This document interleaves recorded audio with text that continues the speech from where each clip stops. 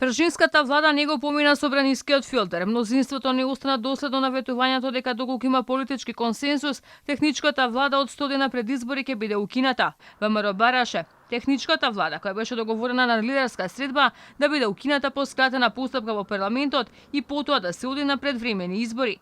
Сепак, само 32 пратеници гласаа за, а 55 гласаа против. Власта се правила дека одлуката била таква, оти немале договор со опозицијата. За првиот човек на ВМРО ДПМН Христијан Мицкоски, ваквото однесување на власта во собранието е кукавичко.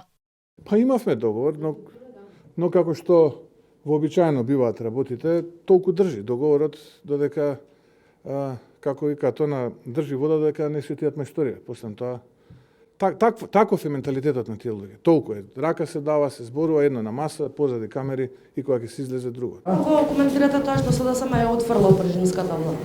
Кукавличко.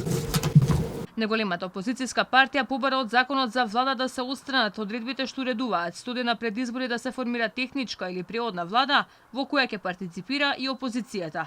Овие одредби беа внесени во законот пред предвремените избори во 2016 година.